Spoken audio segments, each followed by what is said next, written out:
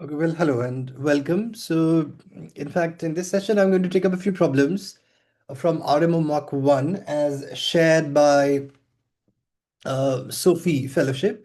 So, what's Sophie Fellowship? I believe it's a bunch of very committed people who are committed to the propagation of mathematics in India. These people happen to be, in fact, former Olympians themselves, though they have won medals at various Olympiads.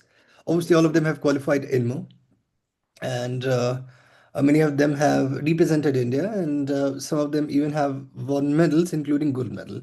So what they have done is that they have uploaded a few mocks on their website.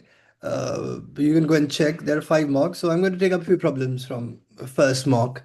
And the first problem says that prove that for each prime p greater than 2, there exists exactly one positive integer n such that n square plus np is a perfect square. Right, so we begin. So n squared plus np is a perfect square. So we can say that n squared plus np will be some m squared. And we have to prove that there is a unique number n for every prime p greater than 2. The obvious thing perhaps to do is that this can be rewritten as n into n plus p, and that's n squared. Now, the question at this stage which I'm asking of myself is, and this part of mathematics is called a wishful thinking, right? And that a wishful thinking goes like this, that how nice it would be if it were so.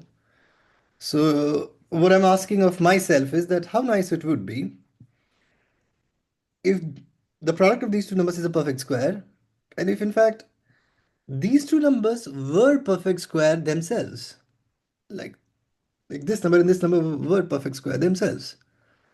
But I know that this is not true. Like you know this. So for example, 18 is not a perfect square, 2 is not a perfect square, but 18 2 is a perfect square.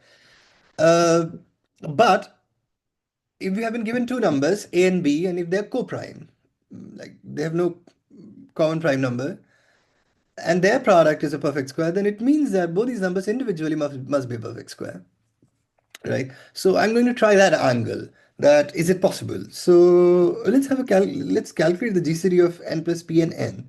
If the GCD of n plus p and n turns out to be 1, then we're done. Then both of them must be individually perfect squares. If no, then we'll have to see what we'll do further. So well, GCD of n plus p and n is as good as GCD of n p and n, just subtracting n from n plus p. And since p is a prime number, so this is equal to either 1 or p. The, the GCD between any prime number and another integer can be either 1 or p, depending upon if p divides n or if p doesn't divide n. Right. So indeed, GCD 1 is possible. So I'm going to take case 1,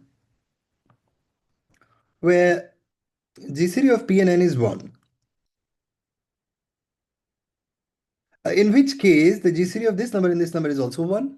In which case, it means that, so this implies that GCD of n plus p and n is also 1, which implies that, uh, in fact, n into n plus p being a perfect square would mean that n must be a perfect square. So n is some k squared. And n plus p must be a perfect square. So n plus p must be some k dash squared. Why? Because GCD of n and n plus p is 1. Right. So the obvious thing to do perhaps is to subtract these equations so that we get things in terms of p. Q हम लाना चाहते हैं. Why do we want to get this in terms of p? Because p has much more information than n, because p, by virtue of p being prime. So p is equal to k dash squared minus k squared, which is equal to k dash minus k into k dash plus k. And that immediately tells us that this number must be exactly 1. Because if this number is not 1 and this is greater than 1, this is greater than obviously 1, then you have written the prime number p as the product of two numbers which is greater than 1, which is not possible. Right.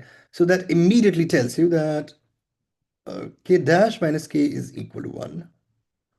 That immediately tells you that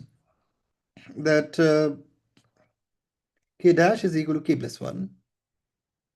And that immediately tells you that p is equal to 2k plus 1. And that tells you that n is equal to k square. And n plus p is equal to k plus 1 square. And p is equal to 2k plus 1. And we're done with this part. Why? Because as you can see that, say that if p is fixed for a given p, a k will be fixed, right? And therefore k square will be fixed. So for a unique value of p, you will have a unique value of k, and you will have a unique value of n, and we are done. So n is unique. Um, but we must deal with one more case, and that one case was that, well, what if the GCD of n and p is not 1, it's p, which fundamentally means that n divides p. So if n divides p, then you can assume that n is equal to some integer p times a, right? Something like that. So the original equation, which was n into n plus p is equal to some k squared, becomes p into a times a plus 1 and k squared. Now, you realize that there is no GCD between a and p, right? A and n, sorry, not a and p.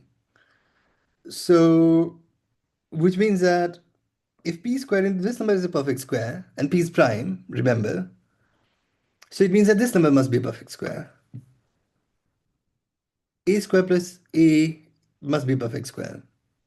And that's only true when a is 0, which can't be true because it contradicts that these numbers are positive integers. Uh, to answer the question that why a square plus a can't be a perfect square other than for a equal to 0, you can see that this number lies between two consecutive squares for a not equal to 0. And a is not equal to minus 1, but since we're dealing with positive integers, so I'm not considering a equal to minus 1. You can see that this number lies between two perfect squares and therefore can't be a perfect square. Right, so we are done.